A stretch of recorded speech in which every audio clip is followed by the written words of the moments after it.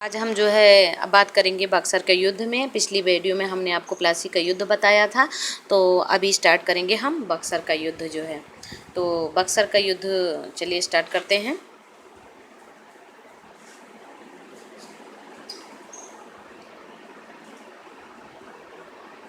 बक्सर का युद्ध। बक्सर का युद्ध जैसा आप सबको पता ही होगा 1764 ईस्वी को होता है। और मैं एक बार फिर से रिपीट करके आपको बता देती हूँ कि बक्सर का युद्ध क्यों होता है। प्लासी का युद्ध ही बक्सर के युद्ध को जन्म देता है, क्योंकि प्लासी के युद्ध में क्या होता है कि अंग्रेज जो है बंगाल, बिहार और उड़ीसा की वहाँ की दीवानी जो दो आपके क्षेत्र होते हैं वहाँ सबसे संपन्न वही होता है। तो उस क्षेत्र की दीवानी प्राप्त करने के लिए ही वहाँ के राजाओं पर हस्तक्षेप करते हैं सिराजुद्दौला को, और सिराजुद्दौला को हरा के मीर जाफ़र को जो है राजा बनाते हैं। फिर वहाँ से उसको हटाकर मीर कासिम को राजा बनाते हैं। फिर मीर कासिम जो है फ्रांसीसियों से सहायता लेने लगता है, क्योंकि अंग्रेज अधिक मात्रा में उनसे दीवानी अधिक से अधिक वसूली करने लगते हैं, तो जिससे वो परेशान हो जाता है। वो उस चीज़ को अदा नहीं कर पाता है, दीवानी को उनको नहीं दे पाता है कर, इसलिए वो फ्रांसीसियों का जब लेने लगता है तो इसके विद्रोह में जो है अंग्रेज हो जाते हैं। तो अंग्रेज जो है उससे युद्ध हटाने की साजिश करने लगते हैं। तो वो जो है मीर कासिम, बहादुर शाह और शुजाउद्दौला से सहायता लेकर जो है अंग्रेज़ों से लड़ने की कोशिश करता है, और वो 1700 परिणाम था बक्सर का युद्ध 1764 में होता है। तो चलिए बक्सर का युद्ध के बारे में हम पढ़ते हैं। बक्सर कहाँ पर है? अगर क्वेश्चन आएगा तो ये आएगा कि बक्सर कहाँ है। तो बक्सर जो है बक्सर बिहार में पड़ता है। कहाँ पड़ता है? बिहार क्षेत्र में पड़ता है। और उसके बाद जो है यही एक स्थान है जहाँ पर इसका युद्ध होता है। इस युद्ध में कितने गुट शामिल होते हैं? तो इसमें 3 गुट शामिल होते हैं। 3 गुट। इससे क्वेश्चन काफ़ी बन सकते हैं जो है आपको, और अच्छा मिल भी सकता है। शामिल हैं तो पहला कौन है? पहला जो है मीर कासिम होगा, जो कि बंगाल का नवाब था, जिसने मुंगेर अपनी राजधानी को स्थानांतरित किया था। दूसरा नवाब जो है बहादुर शाह आलम है। बहादुर शाह आलम जो दिल्ली के नवाब होते हैं। और तीसरा जो है शुजाउद्दौला।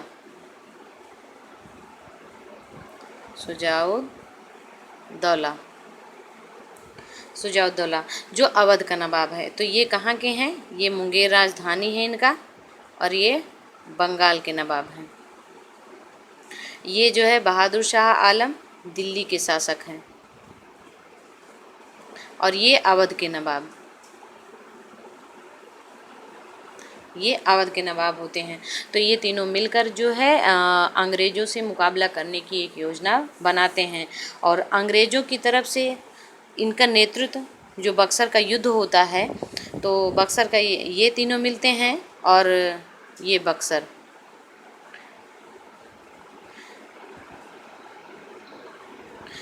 तो अंग्रेज इसमें होते हैं। तो अंग्रेज़ों का नेतृत्व कौन करता है? अंग्रेज़ों का नेतृत्व जो है हेक्टर मुनरो करता है। हेक्टर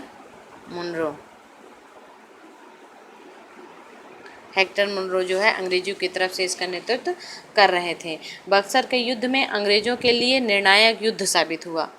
यही एक युद्ध था जो उनको भारत में अपनी सत्ता स्थापित करने का मौका मिल गया, चांस मिल गया, और यह एक बहुत ही निर्णायक युद्ध साबित हुआ, जिससे हमेशा के लिए उनकी सत्ता स्थापित हो गए।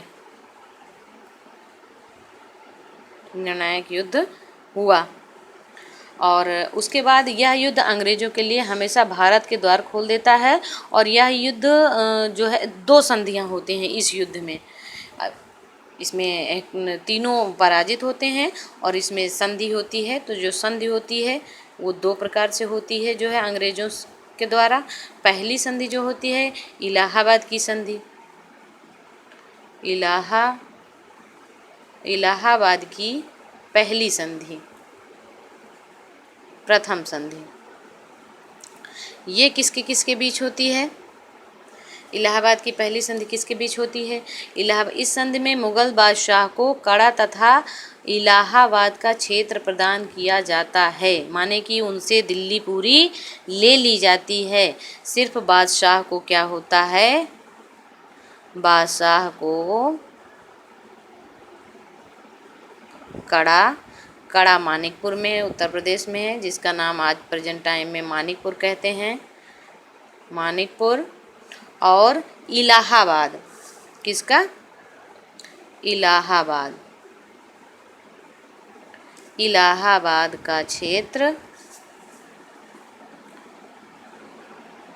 दिया जाता है, बाकी सब उनसे ले लिया जाता है। फिर उसके बाद इलाहाबाद की दूसरी संधि,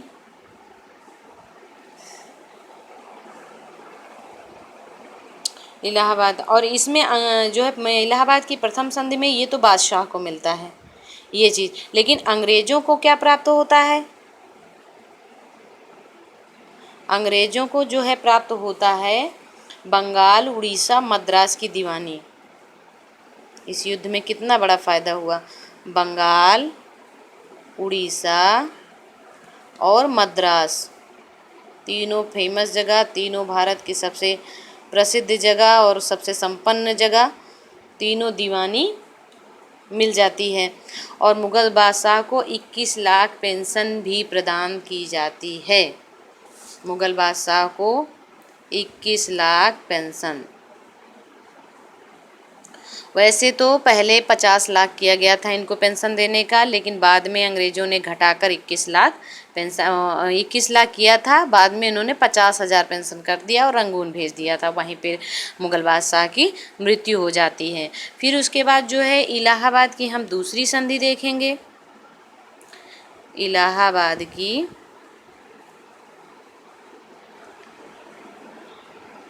दूसरी संधि,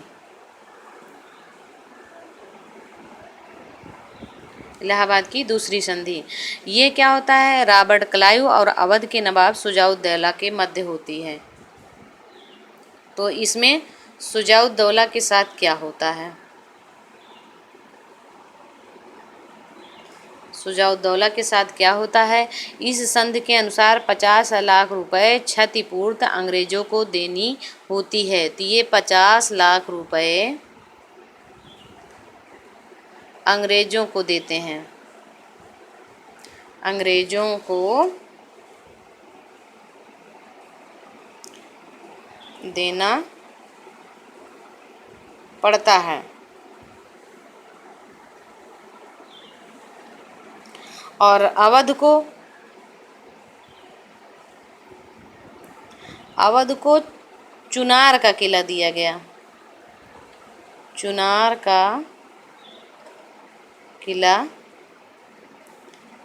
दे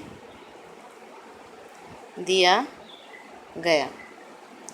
तो इस प्रकार से बक्सर की संधि 2 प्रकार से होती है और इसमें पूरी तरह से अंग्रेज़ों का ही फ़ायदा होता है, किसी और का कुछ नहीं फ़ायदा होता है, सबका नुकसान होता है। पूर्ण रूप से सत्ता, दिल्ली सत्ता हो, अवध का सत्ता हो, बंगाल की सत्ता हो, सारी सत्ता जो है अंग्रेज़ों के हाथ में चली जाती है। पूरी तरह से भारत जो है अंग्रेज़ों के अधीन हो जाता है। इसीलिए बक्सर के युद्ध को एक निर्णायक युद्ध के रूप में भी देखा जाता है और माना जाता है। तो क्वेश्चन इसमें अगर बन के बहुत ज़्यादा आता है तो ये आता है कि बक्सर का युद्ध 1764 में हुआ था।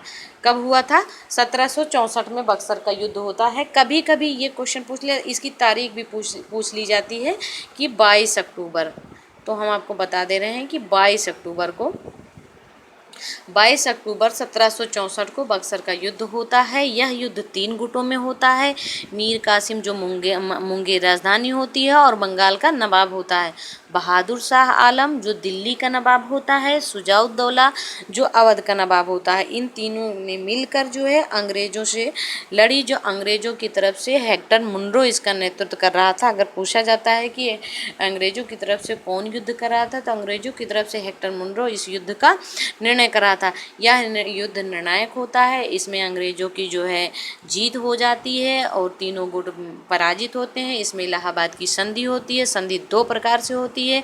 जो पहली संधि इलाहाबाद की होती है वो बादशाह को कड़ा मानिकपुर इलाहाबाद का क्षेत्र दिया जाता है और 21 लाख रुपए, बाकी सब कुछ बंगाल उसको छोड़ना पड़ता है, जिसमें से अंग्रेज़ों को बंगाल, उड़ीसा, मद्रास की दीवानी प्राप्त हो जाती है पूरी तरह से। फिर उसके बाद इलाहाबाद की दूसरी संधि शुजा-उद-दौला के मध्य होती है, जो शुजा-उद-दौला को 50 लाख रुपए अंग्रेज़ों को युद्ध क्षतिपूर्ति के रूप में प्रदान करना पड़ता है और इसके बदले में अवध को सिर्फ चुनार का किला दे दिया जाता है। थैंक यू दोस्तों। कोई भी कमी हो, कोई चीज़ की प्रॉब्लम हो, अगर आपको कोई चीज़ नहीं समझ में आ रही है तो प्लीज़ हमें कमेंट करके बताइए और प्लीज़ हमारे चैनल को सब्सक्राइब कीजिए। Thank you.